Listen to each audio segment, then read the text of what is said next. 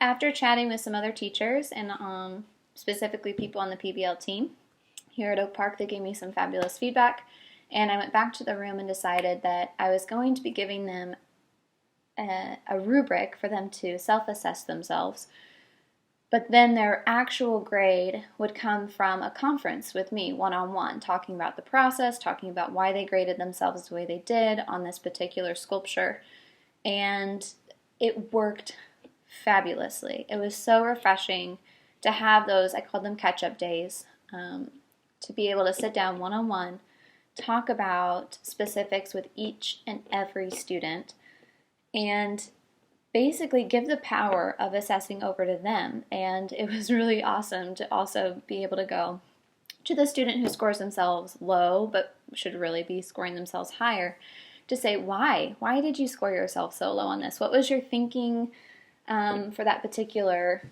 objective? And then vice versa with those kids who are like, oh, I deserve a 10 on everything, to be able to say, well, let's look at this together. Can you tell me why you think you earned that? Where's the visual evidence? Can you back it up with your claims?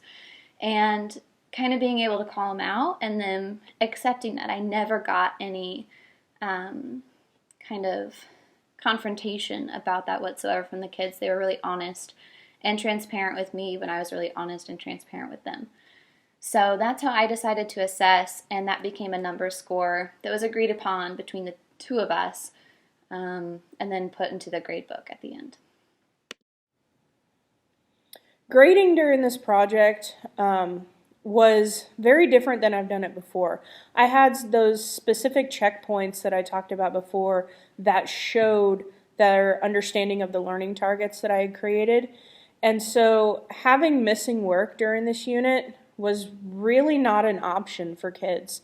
And I think that that was different, where before if a kid missed an assignment, it wasn't the end of the world for their grade, but this really made the project very linear. Like if you did not do point A, you could not go to point B.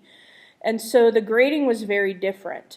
In a traditional unit, I would require maybe one conference with me about their final product, but I felt like every class I met with at least 3 or 4 students and did a lot of conferring with them. And so that was incorporated into their grade.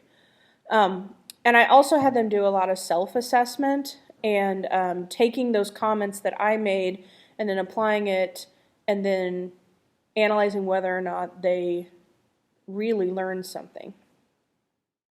For my grading, like I said, I had checkpoints built in during my project, and at the end of each checkpoint, I went ahead and attached the rubric in there. So students knew exactly what I was looking for, what types of grades they would earn for different pieces, and it was awesome because at first I thought I was going to have to take these binders home every single night, grade through them all and give them back, but the way I had it set up is as soon as they finished a checkpoint, I was able to just flip through 3 pages and just circle their scores.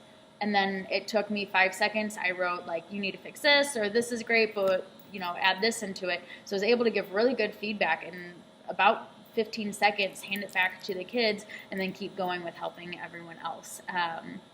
Overall, grading took 0 time at all for me during this project. We needed to make sure that they knew how to research, how to tell stories, how to cite research, how to give an interview. And those were kind of checkpoints that we needed to check off of a list before we got to the end product. And those were the things that I graded. So I probably only graded 4 or 5 things in the grade book over a span of 7 or 8 weeks for the whole unit, which was, it was nice on my part, and the kids liked it too because they weren't necessarily turning in something every single day. They were just working on a ton of different things to make sure that their end product was right and good.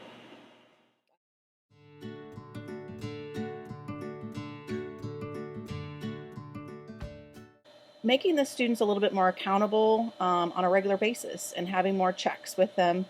In the end, they're going to put together a big portfolio, but they're not seeing the connections about why those are so important for parents to see. And so having them do a little bit more of turning them in, having them check their work, and then possibly getting feedback from the parents to let them know how are the portfolios and what information what they want. Also, next year, knowing that I'm going to have to make several changes with the calendar, making sure that I differentiate with my students that are on AEPs, but also just struggle in general with motivation issues, and trying to find some ways that help motivate them a little bit more. And I do think that bringing in the parents, bringing in the community, will help them feel as if they are a part of the community and that their work is vital.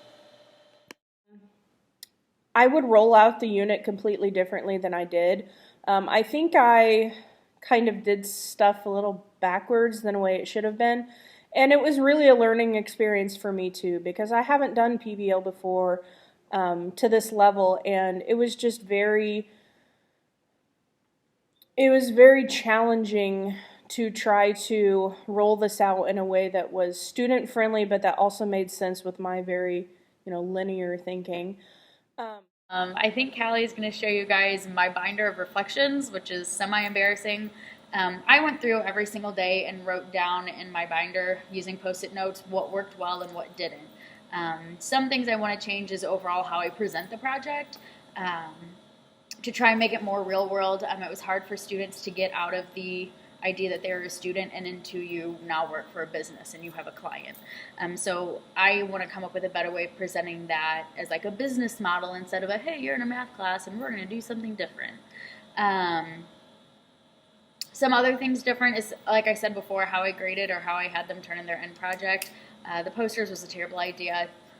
I wish I just had them clean up their portfolio that I gave them at the beginning and just had kind of like a little final stage at the end where that's where all the information that they gathered throughout the project was. If I had to do it over again, I would make sure to show examples of what I want them to do as far as the diary entry and all of that. They kind of struggled with that.